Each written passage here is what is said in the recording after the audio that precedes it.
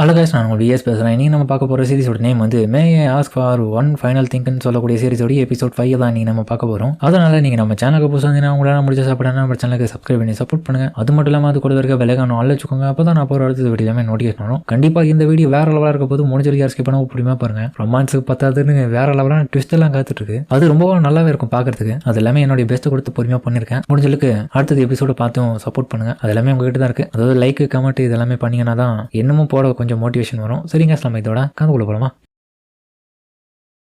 இப்போ நம்ம ஹீரோயினா இருக்கிற ஸ்கார்லட் கிட்ட பயந்து போன அந்த ஒரு ஸ்லேவ் ட்ரேடரும் என்ன நிலைமைங்க ஆயிட்டு இருக்கு, இவ இதுக்காக வேலை பண்ணி இங்கே குறை வச்சா சரி தேவையில்லாம இவ்வளவு வர வச்சு நம்ம இப்படி மாட்டிக்கணுமேன்ற மாதிரி. அதுக்கப்புறம் அவன் கீழே அண்டர் கிரவுண்ட்ல இருக்கிற ஸ்லேவ்ஸ் எல்லாம் அடிச்சு வச்சிருக்க அந்த சிறைச்சாலைக்கு போக அந்த இடத்த ஓப்பன் பண்ணி பார்க்க உள்ள நானக்கா இருக்கான். உங்க எல்லாரும் இந்த இடத்துல இருந்து நான் கூட்டின்னு போயிட்டு வேற இடத்துல வித்துறேன், இப்போதைக்கு இதான் பண்ண முடியும் அப்படின்ற மாதிரி அவன் பேசிட்டே இருப்பான். ஆனா அந்த ஒரு சமயத்துல நம்ம ஆளுங்க எல்லாருமே அந்த இடத்துக்கு வந்துருவானுங்க. டேய் என்னடா பண்ணிட்டு இருக்கீங்கன்னு. மேல அப்படியே பார்த்தாலும் இப்ப ஸ்கார்லட் வந்து காட்வின் கிட்ட என்னது டேரன்ஸா அவர் அனதர் வேர்ல்டுல இருந்து ரீஇன்கார்னேட்டா இருக்கலாம். ஆமா இது எல்லாத்துக்கும் பின்னாடி அவதான் இருக்க முழுக்க முழுக்க. எங்க பாருங்க மிஸ்டர் காட்வின், நீ என்ன பேசிட்டு இருக்கன்னு எனக்கு சுத்தமா புரியல. அவர் ரீஇன்கார்னேட் ஆனா என்ன, இதுக்கெல்லாம் பின்னாடி அவ இருந்தா என்ன, நீ தானே எல்லா வேலையும் பார்த்தது, உனக்கு எங்க புத்தி போயிடுச்சு. இப்போ என்னுடைய ஒரு சின்ன கைண்டான ரெக்வஸ்ட், அது என்னன்னா உன்னை நான் பஞ்ச் பண்ணணும். ஏய் நான் உண்மையை தான்பா சொல்றேன், தயவு செஞ்சு நம்ம ஸ்கார்லட் இது எல்லாத்துக்கும் பின்னாடி அவதான் இருக்கான். நீ நினைக்கிற மாதிரி அவ சாதாரண ஆளே கிடையாது. அப்படியா? ஆனா இப்போ உன்னை நான் பஞ்ச் பண்ணி ஆகணுமே. ஏன்னா நான் பஞ்சிங் பேங்கா யூஸ் பண்ற எல்லா விதமான விஷயங்களும் உனக்கு அக்கா அந்த பாடியில ஃபிட் ஆயிருக்கு. எனக்கு ஒரு பஞ்சிங் பேங்க் தேவைப்படுது, அதுதான் நான் பார்த்துட்டு இருக்கேன். ஓ உனக்கு பஞ்சிங் பேங்க் தானே தேவை, நீ கேட்ட எல்லா விதமான அந்த பார்ட்ஸும். ஒரு நிமிஷம் இரு, இப்போ நீ என்ன பார்த்தா அந்த பஞ்சிங் பேங்க்னு சொன்ன. ஆமா நல்லாவே புரிஞ்சுக்கினேன், ஒன்ன மாதிரியான பஞ்சிங் பேங்க் அடிக்கிறது எனக்கு ரொம்ப பிடிக்கும். அப்படி நீ இப்போ அவ டைம் அப்படியே கொஞ்சம் ஸ்லோ பண்ணிடுறான். எந்த ஒரு ஸ்லோ மூமெண்ட்ல உன்னால வேகமா நகர முடியாது. நான் கொடுக்குற பஞ்ச் எல்லாமே நான் எதிர்பார்த்த இடத்துல ஒவ்வொன்றா கொடுத்து உன்னை மொத்தமா முடிச்சு விடுறேன் அப்படின்னு ஒவ்வொருத்தங்களுக்காக இவன் பண்ண கொடுமைகளை அவ ஒவ்வொன்றா சொல்லி ஒவ்வொரு இடத்துல அடிச்சு நாக் அவுட் பண்ணுவான். அதுக்காக போல டைம் முடியும் போது அந்த அடி கொடுக்கறதுல ஃபோர்ஸ்ல பாத்தீங்கன்னா தலைவன் பறந்து போய் வீவான். லைட்டா பார்த்தா இதுலயே அவ அதிகப்படியான பவரை வந்து இந்த டைம் ஸ்லோ பண்ண விஷயத்துல மேஜிக்ல பயன்படுத்தும் போது மன எனர்ஜியை செலவு பண்ணிருக்கிறதுனால அவளுடைய பாடியே இப்போ ரொம்பவும் ஸ்டாமினா இல்லாம மாறுறதுல அவளுடைய முடி பார்த்தா லைட்டா கருப்பாவது. இன்னொரு பக்கம் கையில இருந்து பிளட் எல்லாமே வருது. கண்டிப்பா என் அண்ணன் இதை பார்த்தானா கடுப்பாக போறான் திரும்பியும். கண்டிப்பா இதுக்கப்புறம் என்னால ஏஞ்சி நிக்க முடியாது, அப்படியே படுத்துட வேண்டியதான்னு சொல்லிட்டு அப்படியே வீந்துருவா. அந்த டைம்ல வந்து யாரும் இவளுக்கு உதவி பண்ண இல்லைன்னு சொல்லிட்டு நினைச்சிட்டு இருக்கிற அந்த சமயத்துல நம்ம பிரின்சஸ் ஜூலியஸ் வந்து காப்பாத்திடுவான். ஆனா அவளும் அண்ணா நீயா எனக்கு ரொம்ப கவலையா இருக்கு, நீ என்ன மட்டும் கேட்கவே மாட்டல, எப்பவுமே கவலைப்படாத நான் உனக்கு ஹெல்ப் பண்றேன். உன்னால ஏஞ்சி நிக்க முடியுமா? இல்ல என்னுடைய மசில்ஸ் எல்லாமே ரொம்ப வீக்கா இருக்கு. அதுக்கப்புறம் மிச்சவங்க எல்லாருமே அந்த இடத்துல நம்ம ஸ்கார்லட்டை பார்க்க வந்துருவாங்க. அவளுக்கு அடிபட்டுன்னு எல்லாருமே பதட்டம் ஆயிடுவாங்க. கவலைப்படாதீங்க நான் நல்லா தான் இருக்கேன், நானாக்கா என்ன மன்னிச்சிட்டு உன்னை என்னால காப்பாத்துறதுக்கு வர முடியல. என்ன பேசிட்டு இருக்க நீ? இப்போ ஃபர்ஸ்ட் பாதுகாப்பா இருக்கிறியா, அது மட்டும் தான் நான் எதிர்பார்க்கறேன். சரி காட்வின் எங்க பண்ற மாதிரி ஒரு பக்கம் பிரின்சஸோடைய கார்டியன் கேட்கவும் அவனா அங்க செவுத்துல சொல்லி இருக்கான். ஆனா அங்க பார்த்தா அவன் இருக்க மாட்டான். டக்குன்னு ஏஞ்சி ஸ்கார்லட் இங்க தாண்டி உன் சாவன்ற மாதிரி டக்குன்னு கண்ணு எடுத்து ஷூட் பண்றான் பாருங்க. அந்த ஒரு சமயத்துல ரத்தம் பீச்சுக்கு நடிக்கும். யார் செத்துடான்ற மாதிரி பார்க்க ஸ்கார்லட் தான் நினைப்பீங்க எல்லாருமே. ஆனா பிரின்ஸ் குழுக்கால வந்து அந்த புல்லட்டை வாங்கிடுவான். பிரின்ஸும் நான் எதிர்பார்க்கல, உன் வேலையை நீ இன்னும் முடிக்கலையா சரியா ஸ்கார்லட்டுக்கு வரும் பாருங்க ஒரு கோபம். அந்த கோபத்தை எப்படி சொல்றதுன்னு தெரியல. ஆனா அந்த காட்வின் திமிரு தனத்துல சொல்லுவான் பாருங்க. நல்ல விஷயம், ஸ்கார்லட் வந்து பிரின்ஸ் ஜூலியஸ கொன்னுட்டான்ற செய்தி நான் பரப்ப போறேன், உன்னை நான் கொல்லாம விட மாட்டேன் மாதிரி கார்டியன் போலான்னு பாப்பா. அந்த ஒரு சமயத்துல ஸ்கார்லட் போயிட்டு ஒன்னு வெப்பா பாருங்க வந்த கோவத்துக்கு. ஆனா என்ன அடிச்சாலும் அவன் மேல ஒர்க் ஆகுதுன்னு உன்னுடைய அடி எதுவுமே ஒர்க் ஆகாது கண்ணா. அதுக்கப்புறம் அதுக்கான சீக்கிரட்டை கண்டுபிடிச்சிருவான். அந்த ஒரு டாலர் இருக்கிறத பார்த்துட்டு அந்த டாலர் இருக்கிற வரைக்கும் அவன் மேல எந்த அடிபட்டாலும் அது பெருசா காயத்தை உண்டு பண்ணதுன்னு. ஏய் திரும்ப கொடு, அது ஓலி மேட் இன் பார்டன் சொல்லியது, காடஸ் பிளாமியாவுடைய பவரால உருவாக்கப்பட்டது, அது திரும்ப கொடுன்ற மாதிரி அவன் பக்கம் கேட்க. டேய் இதை வச்சு தானே இது இவ்வளவு ஆட்டம் போட்டேன், இப்ப இதுலயே அடி வாங்கன்ற மாதிரி அதை வச்சே போட்டு அடிச்சு மூஞ்ச குழப்பி விட்டுருவா. நாய் எவ்வளவு தெரியும் இந்த பிரின்ஸ் ஜூலியஸ் இப்படி பண்ணிருப்பேன், சாவுடா என்ன மன்னிச்சிடு அப்படின்ற மாதிரி அவன் கேட்கவும் இந்த மன்னிப்பெல்லாம் நீ அவர்கிட்ட போய் கேளு அப்படின்னு சொல்லிட்டு தூக்கி அடிச்சிருவா. பிரின்ஸ் ஜூலியஸ் உங்களுக்காக நான் பழி வாங்கிட்டேன், கவலைப்படுறீங்க, கண்டிப்பா நீங்க இதெல்லாமே சொர்க்கத்துல இருந்து பாத்துட்டு இருப்பீங்கன்ற மாதிரி இவ செத்துட்டானே நினைச்சிட்டு இருப்பா. ஏ முட்டாள் ஒண்ணு சாகடி, என்னையா பேசுற, சாகலையா, இவ்வளவு போராடணுமா? நல்ல வேலை ஹீலிங் மேஜிக் ஒர்க் ஆயிடுச்சு, நான் இன்னும் சாகல ஸ்கார்லட், நான் சாகாத நினைச்சு நீ ரொம்ப ஃபீல் பண்றேன்னு நினைக்கிறேன். அப்படிலாம் ஒண்ணும் கிடையாது, நீங்க நல்லா இருக்கிறது எனக்கு சந்தோஷம் தான்ற மாதிரி. அதுக்கப்புறம் வந்து அந்த நிலைமையே ரொம்பவும் நார்மலாக ஆரம்பிக்குது. அதுக்கப்புறம் ஸ்லேவ்ஸ் எல்லாமே ஒரு பக்கம் பாதுகாப்பா அந்த இடத்த விட்டு கூட்டிட்டு போறாங்க. இன்னொரு பக்கம் அந்த ட்ரேடிங்ல கலந்துக்கின ஒவ்வொரு நோபல்ஸையும் அரெஸ்ட் பண்றாங்க. ஸ்கார்லட் இன்னொரு பக்கம் வந்து கேரேஜ் எல்லாம் நல்லா ஓய்வு எடுத்துட்டு இருக்கான். எல்லா வேலையும் சிறப்பா முடிஞ்சதுப்பா ஸ்கார்லட், நான் இப்போ கொஞ்சம் ரெஸ்ட் எடுக்க போறேன், டிஸ்டர்ப் பண்ணாத. இன்னொரு பக்கம் வந்து அந்த டிராகன் கண்ட்ரியோடைய பிரின்ஸ் வந்தால அவன் பார்த்தா ஒரு மரத்துல சொருகிட்டு இருக்க அவனுடைய கிண்டத்தை சேர்ந்த ஒருத்தனே மரத்துல என்னமா இருக்கிற மாதிரி எட்டி உதைப்பான். அவன் கீழே விடுவோம். யோ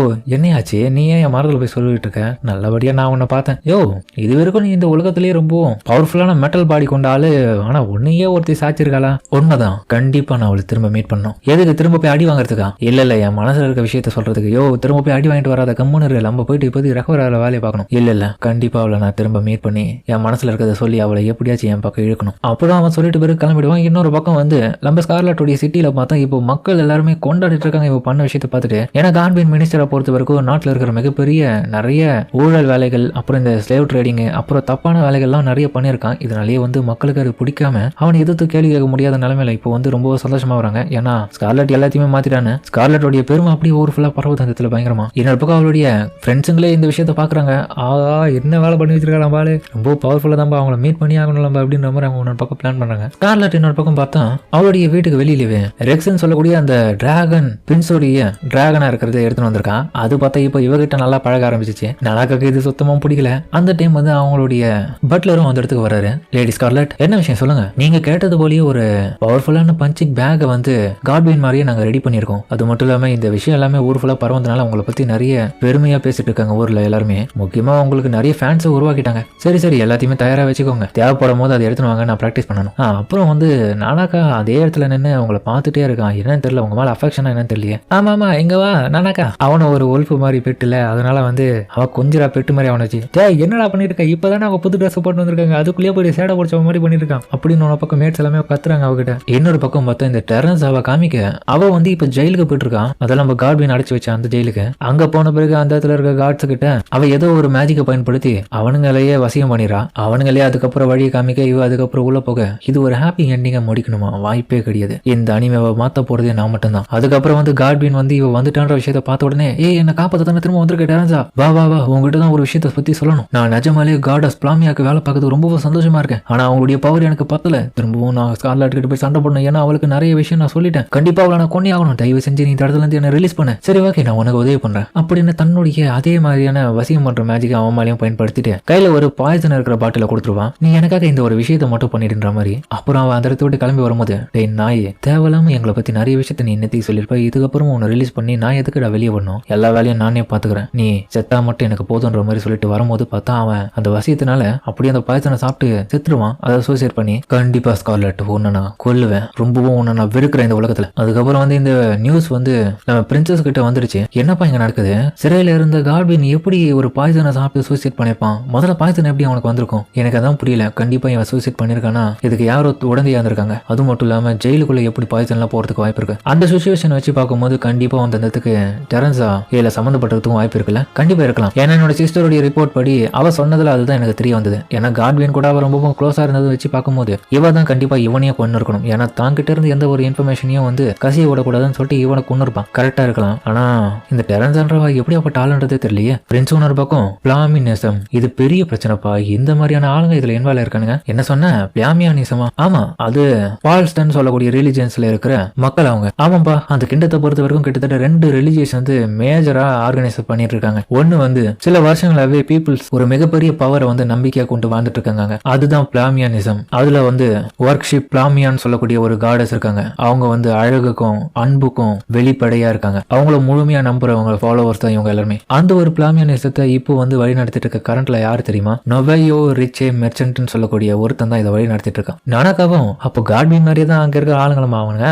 இன்னொரு ரிலிஜனும் அங்க இருக்குப்பா. அவங்க தான் அந்த இடத்துல இருக்க கிண்டத்துடைய ஃபண்டிங் எல்லாமே பாத்துக்கிறாங்க. அவங்க தான் டைனிசம். அதுல ரொம்ப பவர்ஃபுல்லான இப்போ கரண்ட்ல இருக்கிற ஒரு காடஸ் மாதிரியே ஆளு தான். அவங்களுடைய பேர் வந்து டியானா ஷைன்ட். கண்டிப்பா வந்து டயானிசத்தை நம்ம மோஸ்ட் பிலீவர்டு பீப்புளா பார்க்கலாம். ஏன்னா அவங்க ரொம்பவும் நம்பிக்கைக்குரியவங்களா தான் இருக்காங்க. சரிதான், நம்ம கண்டிப்பா இந்த ஒரு விஷயத்துல அவங்க கிட்ட உதவி கேட்டா நமக்கு நிறைய தகவல் கிடைக்கும்னு நினைக்கிறேன். சார் லியோ, உங்களுக்கு இன்னொரு விஷயத்தை ஞாபகப்படுத்துறேன். அது என்னன்னா, கூடிய சீக்கிரமே டயானிசம் செரிமோனி வந்து வரப்போகுது. ஆமாமா, அதுலயே நம்ம வந்து ஒரு மீட்டிங்கை போட்டு அவங்க கூட பேசிடுவோம். கண்டிப்பா இந்த ஒரு விஷயத்துல ஸ்கார்லட்டும் கலந்துனா கரெக்டா தான் இருக்கும். அவ வேற எந்த பிரதர் உன்ன பக்கம் கடுப்பா வரான். சரி லியோ, ஸ்கார்லட் இப்ப எப்படி இருக்கான்? பரவாயில்ல, முன்னத்தை விட இப்ப ரொம்ப நல்லா தான் இருக்கான். என்னன்னா நேத்து தான் திடீர்னு வேட்டையாரத்துக்காக போயிட்டு வரேன்னு சொல்லிட்டு கிளம்புனா. அது ஒரு டிராகன் கூட ரொம்ப அற்புதமான பொண்ணா இருக்கான். அதனாலதான் அவ என் பக்கத்துல இருக்கணும்னு நான் நினைக்கிறேன். ஏன்னா அவள மாதிரியான இன்ட்ரெஸ்டிங்கான பொண்ணுங்களை தான் எனக்கு ரொம்பவும் பிடிக்கும். அவ இருக்கிற வரைக்கும் எனக்கு போரே அடிக்காது. கண்டிப்பா அவளை ஒரு நாள் அடைஞ்சே தருவேன். என்ன பேசுறீங்க பிரின்ஸ்? எப்பவுமே அவங்களுக்கு தான் அதெல்லாம் எப்பயும் முடிவாச்சு. கவலையா போடாதீங்க. நீங்க தான் முன்னே ஏதோ ஒன்று பேசி முடி வைத்துட்டீங்களா 2 பேரும் ஒத்து போற மாதிரி அப்படின்னு இவங்க 2 பேரும் பேசுதல என்ன இங்க நடக்குது, என்னமோ ஸ்கார்லெட் இவருக்கு நிச்சயதார்த்தம் ஆன மாதிரில பேசிட்டு இருக்கீங்க 2 பேருன்ற மாதிரி நானக்காவும் இவனும் ஒரு பக்கம் கேட்கறான் அந்த கார்டியனும். டேய் இதெல்லாம் சீக்கிரட், இந்த நோபல் விஷயத்துல நீங்க தலையிட கூடாது, கம்முன்னு போய் வேலையை பாருங்கன்ற மாதிரி லியோ சொல்ல அபிஷியலான கல்யாணம் அனௌன்ஸ்மெண்ட் வரும் அப்ப பாத்துக்கோ. அதுக்கப்புறம் சில நாட்கள் கடந்து போது ஸ்கார்லெட் டிராகன் கூட தன்னுடைய வீட்டுக்கு வந்துட்டு இருக்கான். சீக்கிரம் பாப்பா நம்ம வீட்டுக்கு நிறைய விருந்தாளிங்க வர வந்திருக்காங்களாம். அதுக்கப்புறம் பார்த்தா ஸ்கார்லெட்டோடைய நண்பர்கள் தான் அங்க வந்திருக்காங்க. அங்க பட்லர் வெளியே நிக்க வச்சு இப்போதைக்கு கொஞ்சம் வெயிட் பண்ணுங்க லேடி ரொசோலியா அண்ட் லேடி என்வே. ஆமா அங்க என்னது பார்த்து வருது அப்படின்ற மாதிரி இவங்க பார்த்தா டிராகன் மேல யாரோ ஒருத்தன் வரதை பார்த்துட்டு இவங்க பயந்துருவாங்க, அட்டாக் பண்ண வராங்கன்னு சொல்லிட்டு ஒரு நிமிஷம் வெயிட் பண்ணுங்க, அட்டாக் பண்ணாதீங்கன்னு சொல்லிட்டு அந்த பட்லர் கத்த இருந்தாலுமே இதுங்க கேட்காதுங்க அட்டாக் பண்ண. அதுக்கப்புறம் தான் நடந்த விஷயமே தலைகீழா இருக்கும். ஸ்கார்லெட் அதுக்கப்புறம் இவங்களை கூப்பிட்டு உள்ள உட்கார வச்சு சொல்லிட்டு இருப்பா, நீங்க தப்பா புரிஞ்சுட்டு இருக்கீங்க, அந்த டிராகன் ஒன்றும் நம்மளுடைய எனிமே கிடையாது, அது ரெக்ஸ். அது டிராகன் கண்ட்ரில இருந்து எனக்கு அது பெட்டா இப்ப மாறிடுச்சு. இருந்தாலும் எங்களுக்கு கொஞ்சம் பயமா இருக்கு, நம்மள யாரும் இங்க வந்து அட்டாக் பண்ணிட்டாங்கன்னா சும்மா விடக்கூடாதுல, நீங்க கொஞ்சம் கூட மாறலங்கடி. சரி எப்படி இருக்கீங்க 2 பேரும்? நாங்க ரொம்ப நல்லா தான் இருக்கோம், நாங்க உங்களை பார்க்காம ரொம்ப ஃபீல் பண்ண தெரியுமா, கண்டிப்பா நீங்க இல்லாதப்போ எல்லா விதமான விஷயங்களும் நாங்க சொல்லி தரோம். போய் சொல்ற ஸ்கார்லெட், இவன் நீங்க இல்லாம ரொம்ப போர் அடின்னு சொல்லிட்டு ஒவ்வொரு நாளும் பைத்தியம் முடிச்ச மாதிரி பண்ணியிருந்தா. உன்னை அவங்க கேட்டாங்க வாயை மூடிடு, சும்மா இந்த மாதிரி வளரட்டே இந்த ஐஸ் பவரை பயன்படுத்தி உன் வாயை சீல் பண்ணி விட்டுருவேன். என்ன மன்னிச்சிருங்க லேடி ஸ்கார்லெட், நாங்க உங்களுடைய ரூம்மேட்னால கண்டிப்பா நாங்க வந்து பார்த்து தாகணும். இப்பவும் உங்ககிட்ட போய் தான் சொல்லிட்டு இருக்கா, அவங்க மேல ரொம்ப அக்கறையில இருக்கா, அவ அப்படி சும்மா மேலோட்டமா சொல்லி நடிச்சிட்டு இருக்கா. அப்படின்னு இதுக்கு 2 சண்டை போறதை பார்த்துட்டு நம்ம மேல எவ்வளவு அக்கறையா இருக்க நண்பர்கள் நம்ம கிடைச்சிருக்காங்க சொல்லிட்டு இவ பார்த்துட்டு ஃபீல் பண்ணி அவங்க கிட்ட பேசிட்டு இருக்கா. இதுக்கு இடையில வந்து ரொமான்டிக்கான விஷயங்களை பத்தி அவங்க பேசிட்டு இருக்கும் போதே ஸ்கார்லெட்டும் யோசிப்பா ரொமான்டிக்கா அப்படின்னு நம்ம பிரின்ஸ் ஜூலியஸ் யோசிப்பா. ஸ்கார்லெட் நீங்க மேரேஜ்ல எந்த விதமான இன்ட்ரெஸ்டும் இருக்க இல்லையா உங்களுக்கு, என்ன கேக்குறீங்களான்ற மாதிரி. அதுக்கப்புறம் அவ கேட்டுட்டே இருக்கும் போது நனக்கு அங்க வருவோம், என்ன விஷயம் இப்பெல்லாம் நான் அவங்க கூட விளையாட வரல நனக்கா, நான் கொஞ்சம் பேசிட்டு இருக்கேன்னு சொல்ல, ஏன் பண்ணி வேற உன்னை பார்க்க ஒருத்தன் வந்திருக்கான் அவனும் பாரு. அப்புறம் பார்த்தா பிரின்ஸ் ஜூலியஸ் வந்திருக்கான், இவர் எதுக்கு இங்க வந்திருக்கான்ற மாதிரி. எப்படி இருக்கு ஸ்கார்லெட், ரொம்ப நல்லா இருக்கியா, உடம்புலாம் எப்படி இருக்கு, இப்போ ரொம்ப நாள் கழிச்சு பாக்குறேன், எப்படி இருக்கீங்க என்வி ரொசோலியா, உங்களை பார்த்துட்டு ரொம்ப சந்தோஷம் பிரின்ஸ். ஃபேக்ட் என்னன்னா நீ வந்து தொல்லை பண்ணிட்டு இருக்காது பிரின்ஸ் ஜூலியஸ், நான் என்னுடைய ஃப்ரெண்ட்ஸ் கூட டீ சாப்பிட்டு இருக்கேன். அப்படிலாம் தொல்லலாம் கிடையாது, நீங்க சொல்லணும் சொல்லுங்க. சரி ஓகே ஒரு நிமிஷம் ஸ்கார்லெட் உங்ககிட்ட நான் கொஞ்சம் பிரைவேட்டா பேசணும். அப்படியே ஓகேன்ற மாதிரி இவங்க இன்னொரு பக்கம் அதுக்கு ஒத்துக்க இவ கடுப்பாவா. ஆனா அவங்களுக்கு கண்ணுக்கு இவங்க 2 பேரும் மேரேஜ் பண்ண போற மாதிரி இன்ட்ரெஸ்ட்ல இருக்க மாதிரி பாத்துறாங்க. இவளுக்கு சுத்தமா பிடிக்கல இவன் பண்றது எல்லாமே சரியில்லைன்னு. அதுக்கப்புறம் ரோஸ் தோட்டத்துக்கு போறாங்க. உனக்கு நல்லாவே தெரியும் காட்வின் வந்து கஸ்டடியில இருந்தவ இறந்துட்டான், அதுக்கு காரணம் நான் இன்வெஸ்டிகேஷன் பண்ணதுன்னு பேர்ல நீ இதுக்கு முன்னாடி சொன்ன அந்த டெரன்ஸ் தான் அப்படின்னு ஒரு ஹைப்போதெட்டிக்கல் தான். ஆனா இருந்தாலும் என்னுடைய பிரதர் கிட்ட இந்த விஷயத்தை பத்தி கேட்டேன், அவளுக்குமே அந்த டெரன்ஸ் என்ற பொண்ணை பத்தி எந்த விதமான அதிகப்படியான டீடைல் தெரியல. இவர் சொல்றது சரிதான், இந்த மாதிரியான முக்கியமான விஷயத்தை பிரைவேட்டா பேசுறது நல்ல விஷயம் தான். அப்புறம் இன்னொரு முக்கியமான விஷயத்துக்காக தான் உன்னைய கூட்டின்னு வந்தேன். என்னது,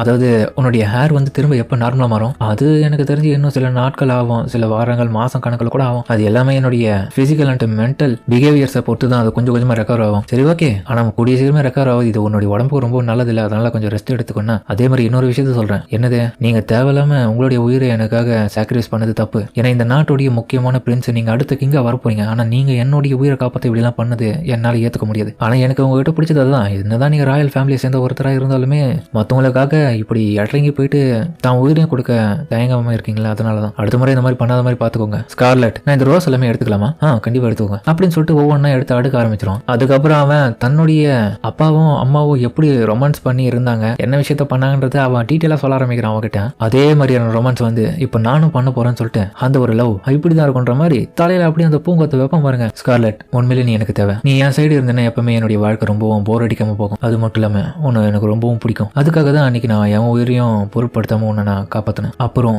உன்னுடைய உடம்பு ஆன்மா எல்லாமே என் மனசுக்கு தான் சொந்தம் அப்படின்னு கணத்தை பிடிச்சிக்காக அவளுக்கு ஒரு மாதிரி ஆயிடுது. உன்னை ரொம்பவும் விரும்புறேன், அதாவது எப்படின்னா நீ என்னுடைய பொம்மையா இருக்கணும் எப்பவுமே கூட அப்படின்னு கேட்கவே ஒரு மாதிரி ஷாக் ஆயிடும். என்னது பொம்மையா இருக்கணுமா அப்படின்ற மாதிரி அவனை பக்கம் கடுப்பாயிடுவா. திரும்ப நல்லா தானே போயின்ற மாதிரி அவ பார்த்துட்டு இப்ப கடுப்பாவா. இப்போதான் நீ கொஞ்சம் கொஞ்சமா ஒரு ஹியூமனாவே நடந்துக்க ஆரம்பிக்கிற. ஆனா என்னதான் இருந்தாலும் என்ன பொறுத்தவரைக்கும் ஆரம்பத்துல நீ இருந்த அந்த பொம்மை மாதிரி தான் நான் உன்னை எப்பயும் பாக்குறேன். இதே போல என்னுடைய வாழ்க்கை ஃபுல்லா நீ என் கூட இருக்கணும், அதனால உன் கூட இருக்கிற ரிலேஷன்ஷிப் எனக்கு ரொம்ப பிடிச்சிருக்கு. பிரின்ஸ் ஜூலியஸ் நான் உங்ககிட்ட ரொம்ப நாளா ஒரே ஒரு கேள்வி கேட்கணும், அது என்னன்னா may I ask you for one thing. நீங்க தப்பா நினைச்சுக்கலன்னா உங்களுக்கும் என்னுடைய ஒரு பஞ்சை கொடுக்கலாமா, ஏன்னா அப்பதான் திரும்ப என்கிட்ட இந்த மாதிரிலாம் பேச மாட்டீங்க அப்படின்னு இப்ப பாருங்க. அதுக்கப்புறம் அந்த டைனிசம் சொல்லக்கூடிய ரிலிஜியன் சேர்ந்த ஆளுங்களை காமிக்கிறாங்க. அந்த இடத்துல அந்த காடஸ் மாதிரி இருக்கிற அந்த டயனாமா சொல்லக்கூடிய அந்த பொண்ணு இருக்கா, அதுக்கான டைம் வந்தாச்சு லேடி டியானா. சரியா சொன்னீங்க, கண்டிப்பா கூடிய சீக்கிரத்துல உன்னை பார்க்க போறேன் பெரியக்கா அப்படின்ற மாதிரி யாரையும் ஒருத்தங்களை பார்த்து அவ்வளவு சொல்ல. அது யாருன்றதை அடுத்த எபிசோட்ல இருந்து பார்ப்போம். அதோட இந்த இடத்துல இந்த எபிசோட முடிக்கிறாங்க. கண்டிப்பா அந்த வில்லத்தனை எல்லாருக்கும் பிடிச்சிருக்கும் நம்புறேன். நல்லா போயிட்டு இருக்க ரொமான்ஸ் எல்லாம் நடுவில் காமெடி பண்ணி சிரிப்பு ஏற்றி விட்டுறாங்க. ஆனா இன்னொரு பக்கம் வந்து அந்த டெரன்ஸாவை நான் கொஞ்சம் கூட எதிர்பார்க்கல, அனதர் வேர்ல்டுல இருந்து வந்திருக்கா. பத்தாவது காட்வினியும் கொண்டுட்டான், எந்த ஒரு சீக்கிரட்டும் தெரியக்கூடாதுன்னு. பத்தத்துக்கு புதிய நேஷனை சேர்ந்த ஆட்களும் இப்போ வர போறாங்க அடுத்த எபிசோடுனால. இன்னமும் ரொம்பவும் ட்விஸ்டோட கதை ரொம்ப வேற லெவலா போக போகுது. பொறுமையா பாருங்க. சரி நம்ம இதோட இந்த வீடியோ முடிச்சுப்போம்.